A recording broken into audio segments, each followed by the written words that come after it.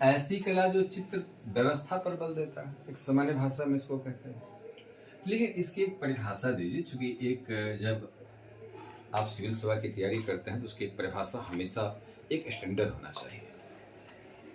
स्मृति, भावना, आनंद जैसी विषय वस्तु को, यानी 3 विषय इसके अंदर हमने रखे हैं। स्मृति, भावना, आनंद जैसे विषय वस्तु को ऐतिहासिक, सामाजिक, आर्थिक और एक पक्ष और दे दीजिए आध्यात्मिक।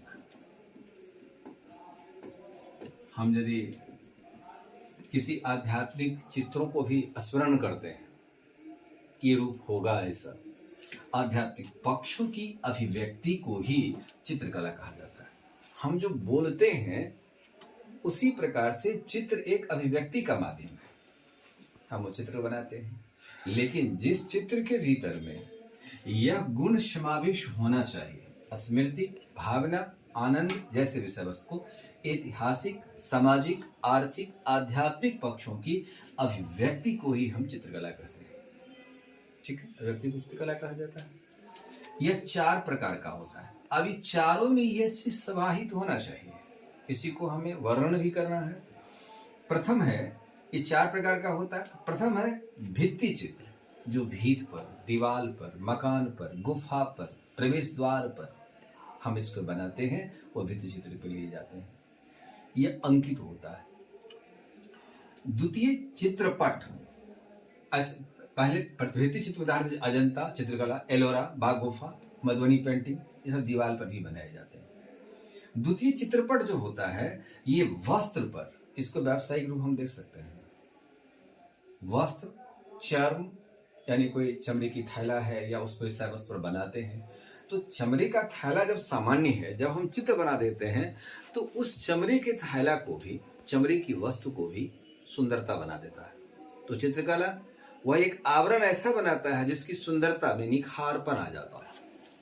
तो इस पर बनाया जाए वस्त्र पर या चर्म पर, इसको चित्रपट कहते हैं, चित्र बना हुआ पट। तृतीय चित्र फलक, फलक सही आता है कि वह वाही किनार पर बनाया जाता है, बीच में नहीं होगा, वाही किनार पर, ये बॉर्डर पर उसको बनाए जाते हैं। यह आप पाषाण, काष्ठ या धातु पर आप बनाते हैं, ये चित्र फलक का बात आती है। चित्र फलक में पाषाण, काष्ठ, धातु पर बनाया जाता है। चतुर्थ आवरण पर बनाया जाता है, जैसे पुस्तक के किनार पर बनाते हैं, वस्त्र पर बनाए जाते हैं। फिर से एक बार बात को समझें, यह 4 प्रकार का होता है। भित्ति चित्र जो भवन, गुफा, दीवाल या मकान का प्रवेश द्वार पर जो हम चित्र अंकित करते हैं वह भित्ति चित्र कहलाएगा। जैसे अजंता चित्रकला दीवार पर बनाई गई है, एलोरा, बाग गुफा ये बनाई गई है। मधुबनी पेंटिंग, मधुबनी पेंटिंग में भी दीवार पर चित्र बनाए जाते हैं, दीवार के चित्र से ही यह विश्वविख्यात भी हुआ था।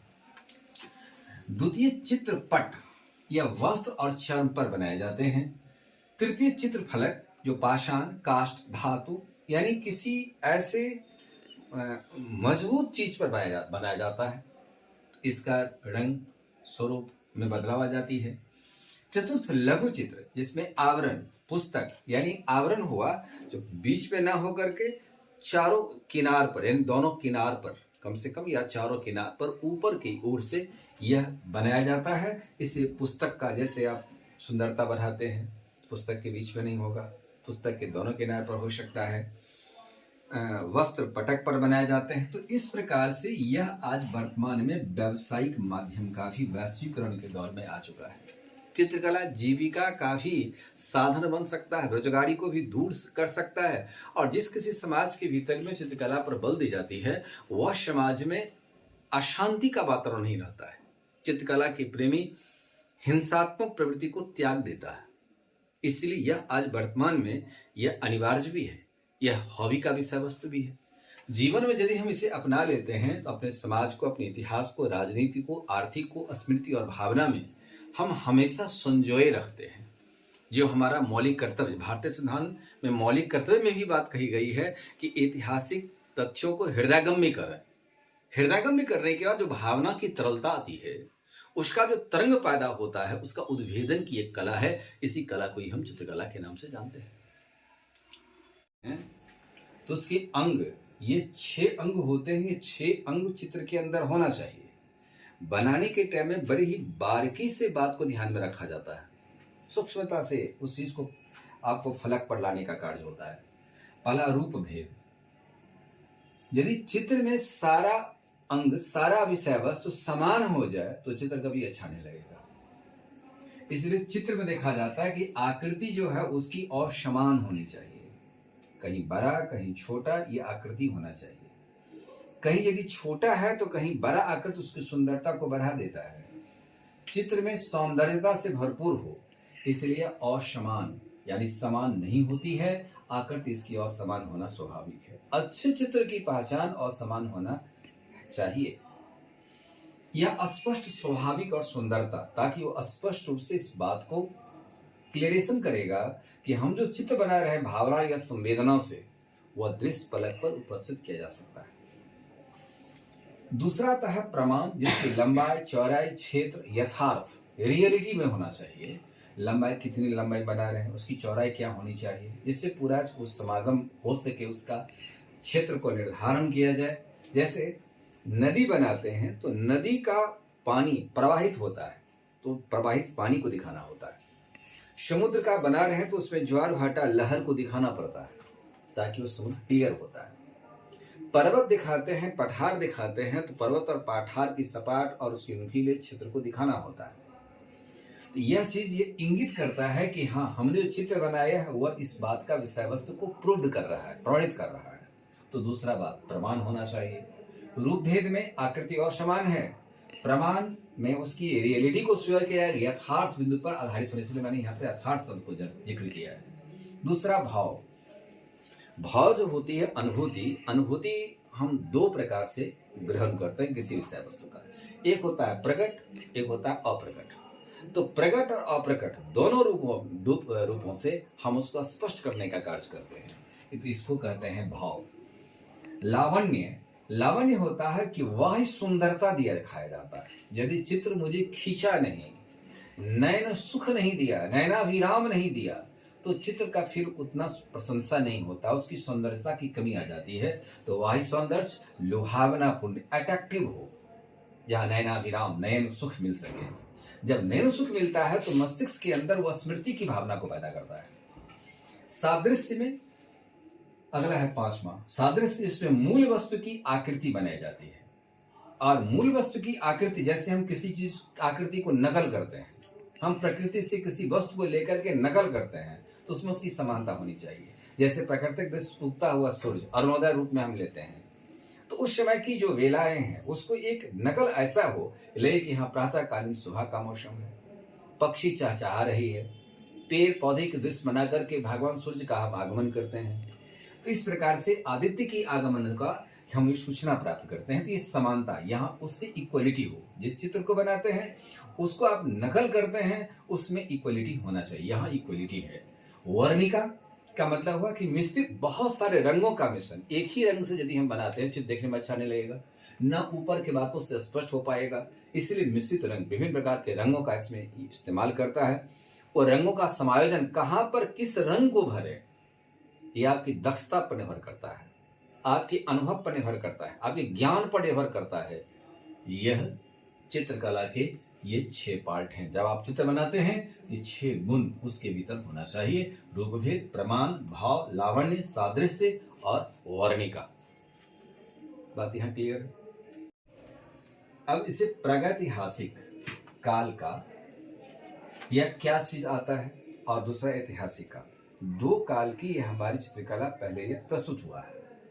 प्रागैतिहासिक काल वह काल जिसमें मानव कुछ चलना, उठना, बैठना और आदिम जनजाति के रूप में हम जी रहे थे। तो धीरे धीरे मानव की जाति का विकास हुआ। मानव जाति में Australopithecus, Zinjanthropus, Pithecanthropus, Cro-Magnon, Neanderthal, Homo sapiens sapiens, जो आजकल हम लोग इस होमोसेपियंस में आया। इस अवधि का ये स्थितियां जो वर्णन देखा जा रहा है कि उस समय गुफा संस्कृति थी, गुफा पर चित्र बनाए जाते थे। यह चित्र बताता है कि हम कितने वहां पर में सक्षमता के साथ जीवन जीते थे। जंगल में रहना, गुफा में रहना, पहाड़ पर रहना, कंदमूल खाना, शिकार करना, पशुओं के बीच रहना, वही हमारा समाज का हिस्सा था। इसमें पहाड़, गुफा, ये आदि मानव जो एक अभद्र टाइप पर रहता था, असभ्य था, उसका चित्र इस पाषाण उसके हथियार होते थे, पत्थर के हथियार होते थे, वो दीवारों पर चित्र उकेरे गए। दीवारों पर में यह देखा गया है कि जैसे आखेट करता है, शिकार करता है, बारहसिंघा का या किसी जानवरों को शिकार करते हैं, तो इस जानवरों के शिकार का वो दृश्य है कि मानव का अधिकांश व्यवस्था इसी जीवन से जुड़ा हुआ है, तो चित्र के रूप में अंकित हो जाती थी। गैंडा पशु का झुंड में रहता, पशु के झुंड में मनुष्य भी रहता था। आरी तिरछी लकीर वो सीधा नहीं है, वो चित्र किसी प्रकार से अपनी भावना को संवेदित कर देता था, तो संपीड़ित हो जाती थी, और संपीड़ित भावना को चित्र के रूप में हम बना देते थे। बस इसी काल की कुछ गुफा से हमें जो चित्र मिला है, ये प्रागैतिहासिक काल का है। ऐतिहासिक काल में जो हम जब परिणत हुए, इसमें हमारा शास्त्रीय, इस काल की चित्रकला में, ऐतिहासिक काल में शास्त्रीय, पूर्व मध्यकाल, मध्यकाल और औपनिवेशिक काल का चित्र मिला, जिसमें से शास्त्रीय, जिसमें शास्त्रानुसार वर्णन है, शास्त्रगत बात थी।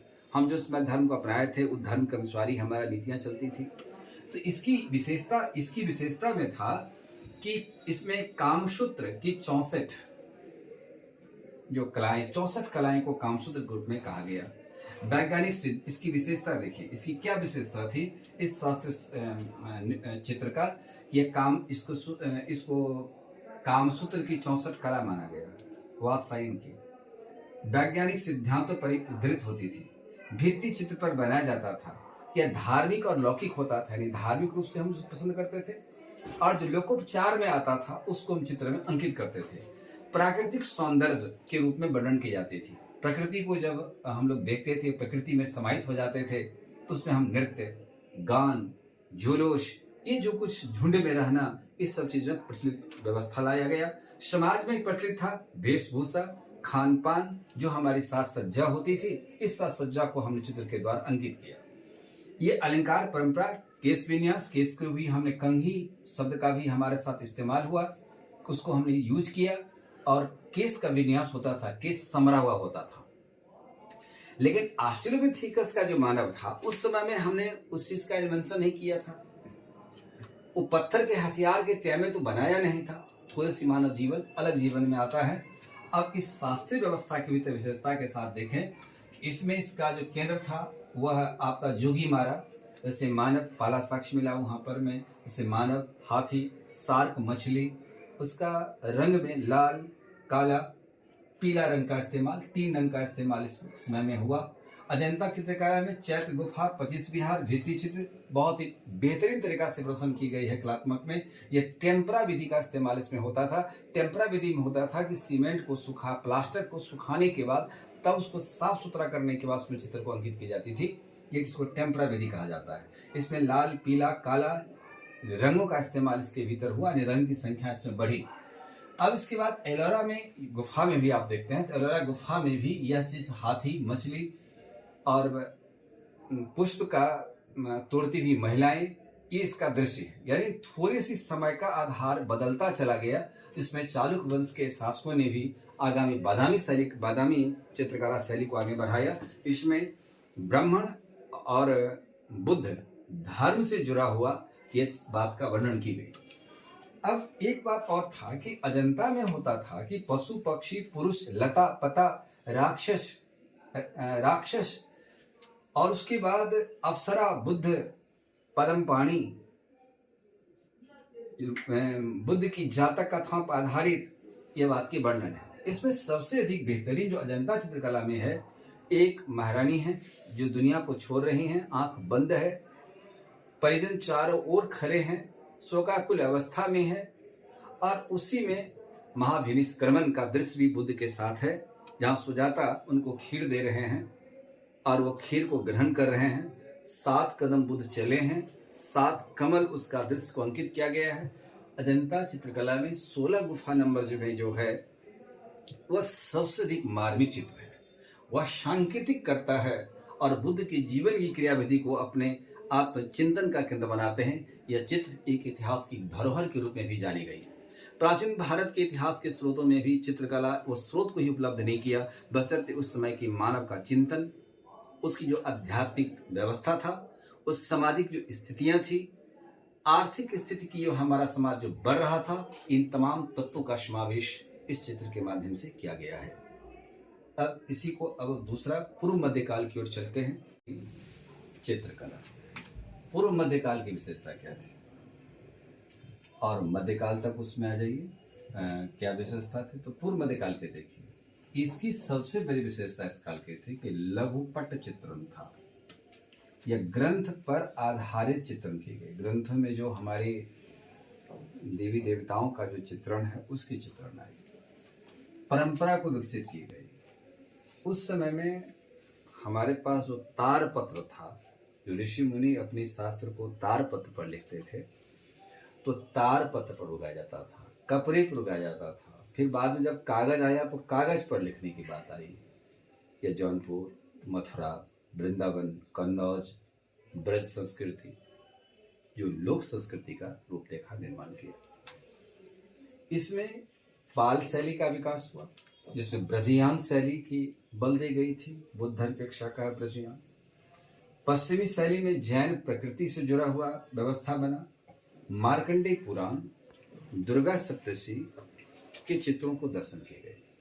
इसमें भगवती दुर्गा जो महिषासुर को वध किए हैं, उसका भी दृश्य इस शैली में बनाई गई थी। और मार्कंडेय पुराण एक महत्वपूर्ण पुराण माना जाता है, उस पुराणों का चित्र को दर्शन किया गया। मध्यकालीन चित्रकला के भीतर में विजयनगर शैली का विकास हुआ। इसमें लेपाक्षी शैली कहते हैं उसको। लेपाक्षी शैली का निर्माण विजयनगर शैली में ही हुई थी। इसी शैली को लेपाक्षी शैली कहा जाता है। इस विशेषता थी कि विरह है नायक नायिका का। संस्कृत इतिहास साहित्य का विकास होने के कारण रस का निर्माण हो चुका था। साहित्य में हम लोग 12 रस पढ़ते हैं।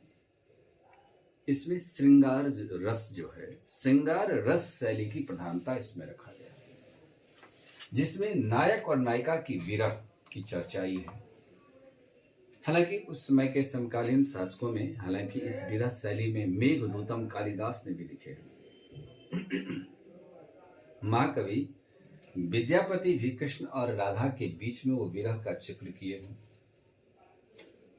विश्वासघात एक दूसरे से किया यदि जाता था तो उसका भी चित्र का दर्शन की गई कि सामने वाले इस बात को समझने के काम की विश्वासघात किया जा सकता है। यह सबसे पहला था नायक और नायिका का। नायक नायिका की विरह के साथ साथ इसमें नायक नायिका का मिलन का भी चित्र होता था। मिलन बहुत देरी से होती थी, तो उसमें जो कष्ट था, वियोग था, भावना और संवेदना था, इसके दृश्य को अंकित की जाती थी। उसके बाद 12 मासा आता था, जिसमें नायिका का 12 महीने में, जो 12 महीने होते हैं उसमें उसके श्रृंगार, मन स्थिति, भावना, क्रिया, मन वेग, मन संवेग, इन तमाम स्थिति का उसमें जिक्र किया जाता था।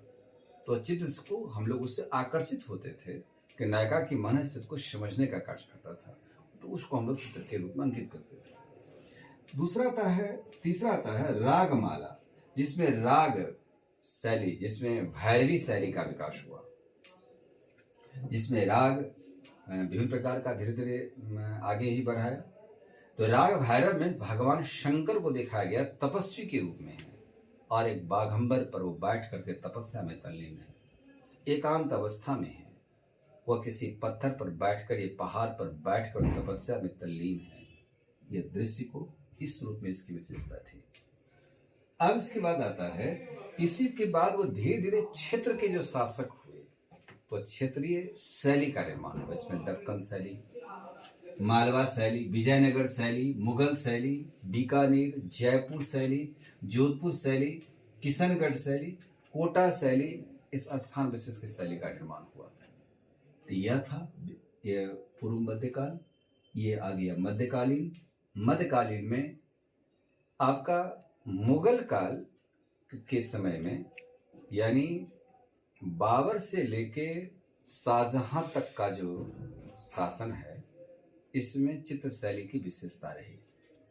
इसमें सबसे अधिक जहांगीर ने सबसे अधिक विकास किया। जहांगीर खुद एक पेंटकार थे, वह पक्षी का चित्र बनाने में विशेष निपुण हुआ करते थे। अकबर के शैली में भी आया तो मंसूर उसके मुख्य चित्रकार हुआ करते थे, बशावन हुआ करते थे।